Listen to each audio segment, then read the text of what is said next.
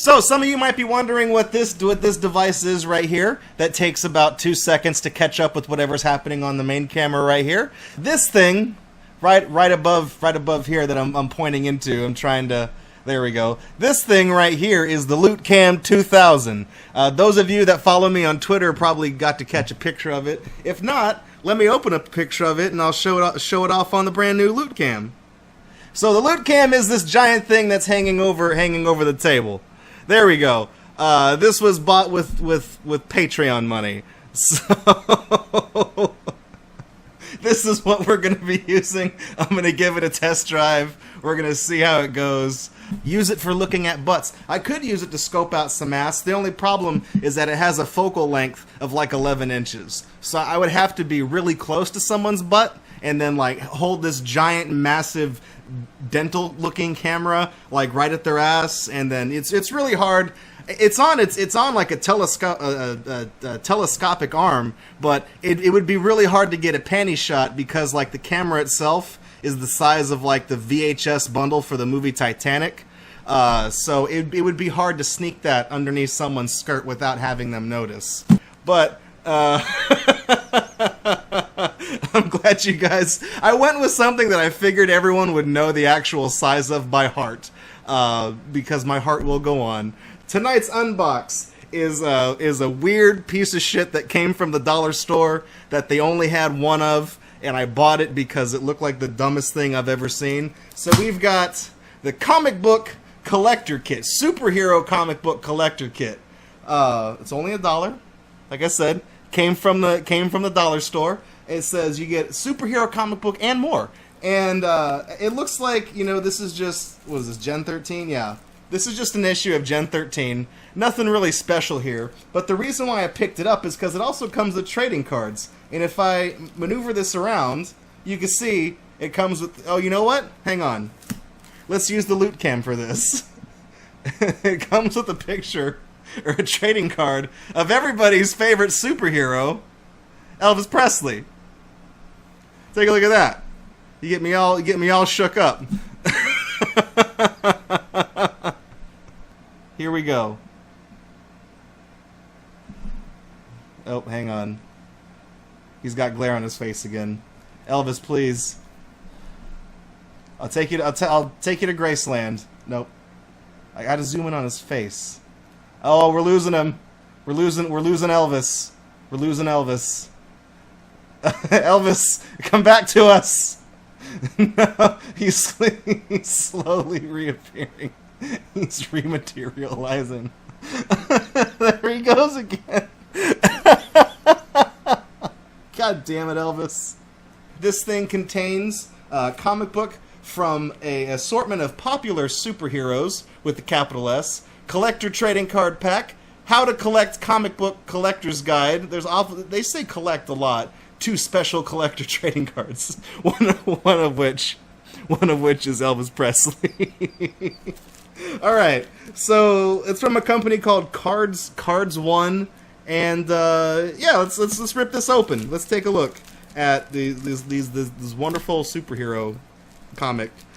Now, one thing I noticed is that they actually sprung for putting the comic inside of a proper like an actual comic book sleeve. By the way, shout outs to Rob Layfield. I noticed that fucking art whenever I see a broken back. God damn it! Let me take that from the top. Shout outs to Rob Layfield, by the way. I recognize that art style when I see it anywhere, because look at this person's fucking torso. Okay, so let me. This is now going to become the trash bag, and there we go. So I can keep track of all the plastic. She looks like she's in pain already. That's because they're zapping her fucking head. I gotta see. Okay, we've got Elvis. Now we gotta find out what the second card is. It's what the fuck? Is that another Elvis, but just a different picture of Elvis? I'm just gonna keep this picture of Elvis up here so it looks like he's laughing at everything I'm saying, because I could use that in my life. I'm just as confused as you guys. I really don't know why they went with Elvis to go with an issue of Gen 13, which I just now noticed this copy of Gen 13 has a price tag of $5 from somewhere called Geek Street. So there's that. So this must have been bought wholesale, because if you spent $5 on this and sold it for $1, now I'm not a mathematician, but I feel like the math that doesn't check out. I also noticed that the trading card pack we got with this thing is the VR Troopers puzzle pack, which is what we opened last week with Tuna Boat Tony, except this is Ryan Steele. This is brand new. We haven't seen this one before. So, I want to open up the trading cards first because we've already gone with Elvis. Let me move that laughing Elvis out of the way. He's starting to distract me. All right. Now remember, this is oh hey, let's zoom out. Maybe I can put the puzzle together on the loot cam. Ooh. There we go. All right. Where am I going to set this crap? VR Troopers. Ryan Steele. That's a poor name if I ever heard one. Look at this. Look at this fucking guy. Okay, first of all, he looks just like the chick. And I realize you can't see because there's like a glare. It's like right here on this card. I feel like I'm taking fucking crazy pills here, but the only difference is that this robot presumably doesn't have boobs, and its name is Ryan Steele. Anyways, let's see what's on the back. Oh, great. It's an action shot of Ryan Steele, the only VR trooper to take a shit in his pants live on set. That really is an underwhelming picture compared to the one we got last time. I'm not just saying that because the last time gave us a robot that, was thick. I'm just saying it because this guy looks like an idiot. There.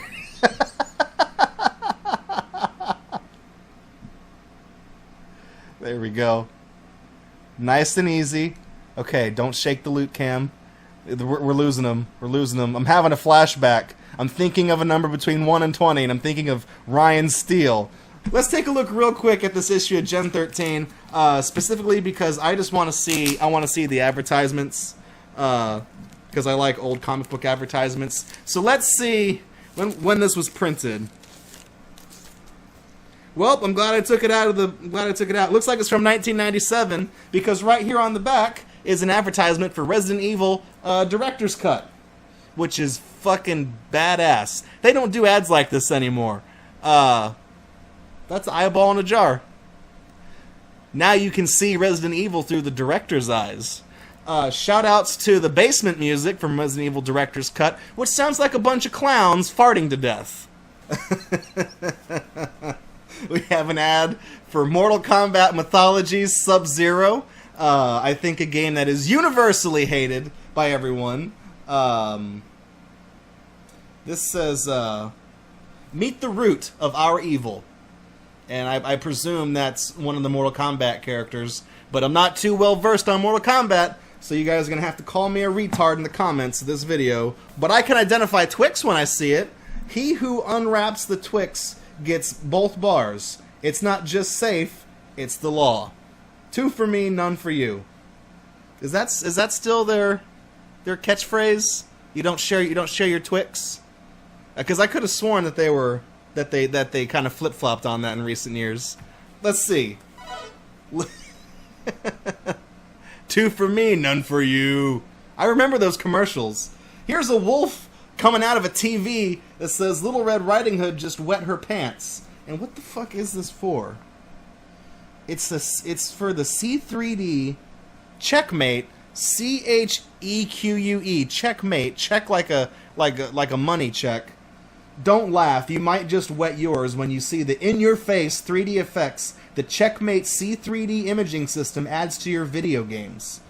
Connect C3D to your TV and game system and bam! Images explode out of the screen while awesome visual depth sucks you right into the game's environment. Best of all, C3D works on any video signal from any source. So if you can see it on TV, you can see it in 3D. This doesn't make any fucking sense. These things never worked. I don't. Yeah, I've never heard of anything like this. Can I go on eBay and see if they're selling one? Hang on. Let's go to eBay and see how much they cost. 0. 0 results. So I'm guessing that this didn't get released because I can't find even like a broken one on eBay. So it's interesting. If anybody watching this like on YouTube or anywhere else, if you know anything about the C3D, I'd be interested to hear like in like a comment or something. What the company that made it was called Checkmate International. That's Checkmate again with the QU because it's fucking they're probably Canadian. So that looks like that's all we got in the way of ads inside of this comic. Yeah, that's it. Ooh, hey now. Oh, look at this. Whoa, better keep this stream PG-13. And now there's a collector's guide on how to collect cards. Trading Card Lovers Interest Publication. Trading Card Grading Standards. Trading Card Bright Ideas. And now I noticed there's a lot of baseball cards and then a hammer. I really don't know why you need a hammer to collect some sport cards. Did you Did you know? Did you know? Here's 7 top tips. Here's 7 top tips for collecting trading cards. Tip number 1. Paper towels and toilet paper both work great for holding trading cards upright in cardboard storage boxes. You heard it right. You can wipe your ass with toilet paper, but you can also store your baby Ruths with them. That was not a shit joke. You can store your priceless cards. Store them in there. Old school cigar boxes may not be readily available anymore, but any cardboard box can hold inexpensive trading cards. Random sized boxes make it a bit harder to keep an accurate trading card count, but the money you will save on cardboard trading card specialty boxes may make it worthwhile. Just put them in any old box. No one fucking cares. Who cares about your baseball cards? Number 3, reuse. Trading card holders. Acrylic does not go bad in most cases, so clean up those top loaders, card savers, and penny sleeves up and start saving big bucks. I don't know what the fuck any of that meant. I don't know. I don't know what. I know what acrylic is, and I like that they say acrylic doesn't go bad in most cases. I'm trying to think of the cases where it does go bad. I guess if you leave it out in the fucking sun. File cabinets make great storage places for trading cards. Most used cabinets can be found for under $10 and look great in offices. You heard it here first, folks. File cabinets look great in offices. Gee, it's almost like they're made to be put in offices, you fucking idiot.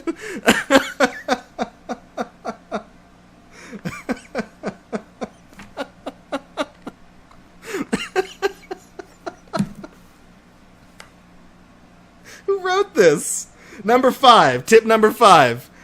If you find yourself out of house space, capitalized, for storing trading cards, also capitalized, try storing excess, capitalized, cards, inexpensive cards in garages, attics, or storage facilities. I'm just going to drop it with the capitalization. You can probably guess what's capitalized.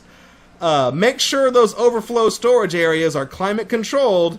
Always think of security and damage control when moving part or all of your collection. Throw it in a storage facility. Get famous on Storage Wars. There you go, Storage Wars. Shout out to Storage Wars. Number 6. Here's something that I think is a fucking no-brainer. Trade up! If you get the opportunity, trade your inexpensive cards in quantity for a few higher-priced key cards that are easier to store. Key cards is capitalized. because I think it's a key item. You need those to open up the door of the laboratory.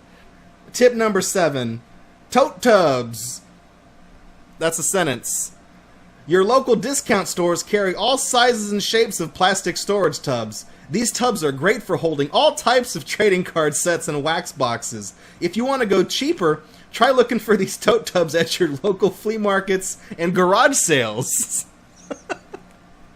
If you can't afford $5 for a giant tote tub the size of a goddamn dinner table from Walmart, just go to a garage sale, you big dummy. Now, I've noticed we haven't even opened this yet, and I'm already laughing my ass off at this advice. So let's open it up. Bright idea. Oh my god. Okay. Well, we've got... Jesus. I'm trying to make heads or tails of this because there's a lot of information that they're hitting me with right here. Holy shit! Holy shit! Okay, hang on. I think I know which advice... I think I know which advice we're going with here. What the can we just focus in on this? I'm not going to use the loot cam for this one. Cheating the tax man. Try to trade. Uncle Sam cannot collect taxes on trades until he catches on anyways. They don't call them trade shows for nothing. Are you fucking kidding me? Are they're advocating not reporting income, like if you wheel and deal with a lot of sets, like if you sell a lot of merchandise, they're advocating not being honest on your fucking taxes. Protect your cards without going broke. I'm not reading this. It's not happening. 6.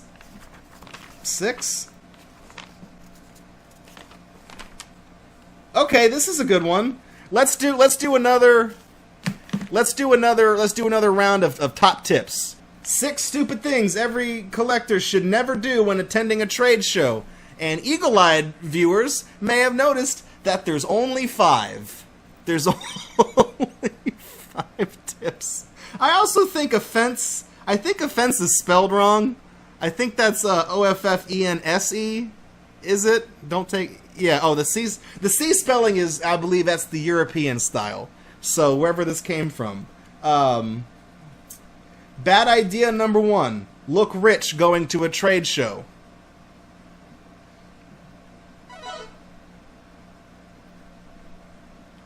Bad idea number 2. Buying your heaviest items first. Bad idea number 3. Carrying around a drink while shopping at trade booths. I don't know why that's a bad idea. I think most people can hold a fucking drink. Bad idea number 4. Buy first and research second. Don't make any impulse buys. Don't be like the American pickers. You might lose some money on that deal. Number 5. Keep those collectibles in the sun. Bad idea number 6. Make a top 6 list and only put 5 things on the list.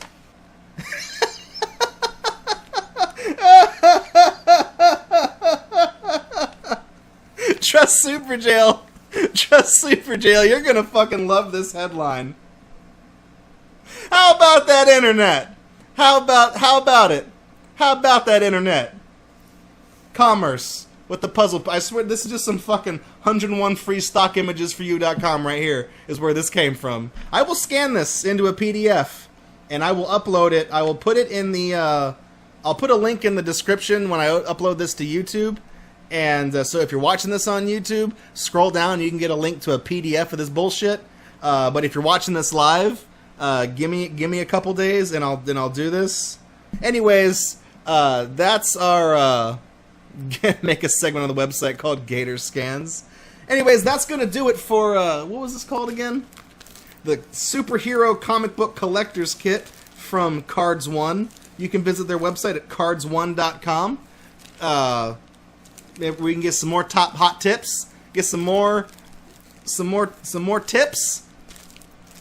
Oh, I get a 503 error when I try to visit the website. So it looks like they're doing their due diligence, keeping track of their stuff. All right, that's gonna do it for this edition of GatorUNbox. Thank you so much for sticking with me, and we're gonna go to Be Right Back.